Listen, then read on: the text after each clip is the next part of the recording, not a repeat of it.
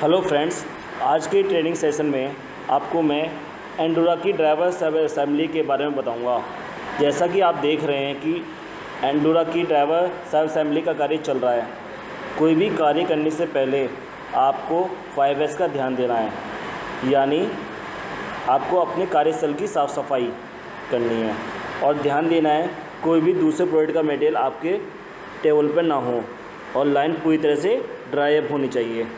चलिए अब मैं आपको ऑपरेशन के बारे में बताता हूँ। ये देखिए, जैसे आप देख रहे हैं WI डिस्प्ले हो रही है, यानी वर्क इंस्ट्रक्शन।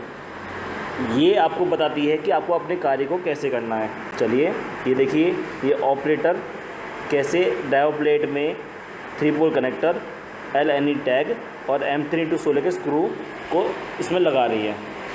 आपको सबसे पहले ध्यान देना है और करना भी है कि हमेशा मटेरियल को बीन में रखना है।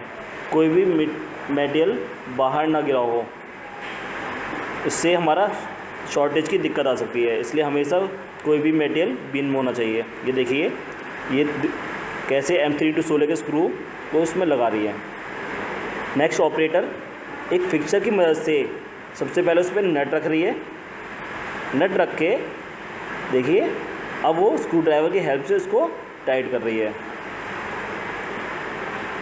ये देखिए, तो सबसे पहले 2 नट रखे, फिर जो उसने सब असेंबली का कार्य करा था 3 पोल कनेक्टर, LNE टैग और 2 स्क्रू को टाइट कर रही है। नेक्स्ट ऑपरेटर उस ड्राइवर प्लेट में सबसे पहले M3210 के स्क्रू और उसके नीचे स्टार वाशर रख के सबसे पहले एंडोरा प्लेट में लगा के उसके ऊपर प्लेन वाशर और नट को टाइट कर रही है। इसमें स्टार वाशर का बहुत अहम रोल है। क्योंकि ये कनेक्टिविटी के लिए बहुत ज़रूरी है।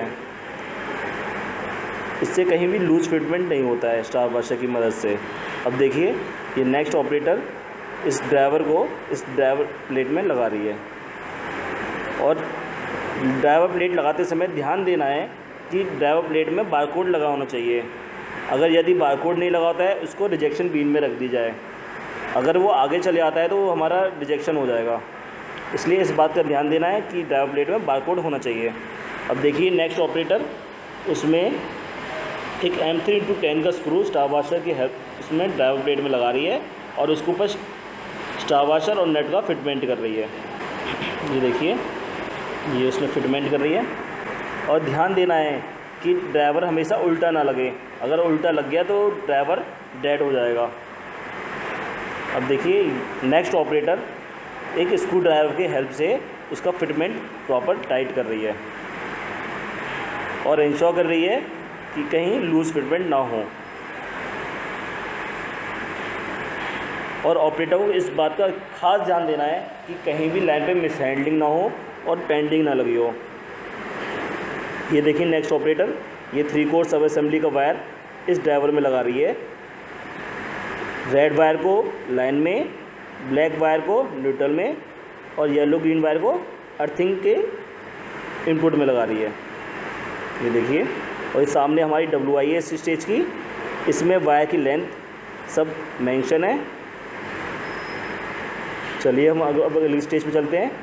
इस स्टेज पे एक ऑपरेटर जो 3 कोर वायर को 3 पोल के कनेक्टर में लगा रहा है। हमेशा रेड वायर को 3 पोल कनेक्टर के लाइन में, ब्लैक वायर को 3 पोल कनेक्टर के न्यूट्रल में और येलो ग्रीन वायर को बीचों बीच 3 पोल कनेक्टर में लगा रहे हैं।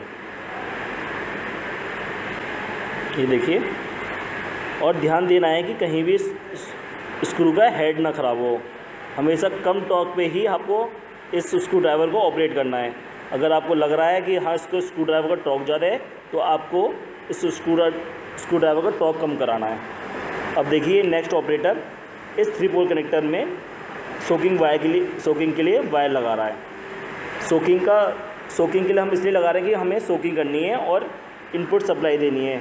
हम लाइट को ऑपरेट करना है, इसलिए हमें वायर की बहुत ज़रूरी है।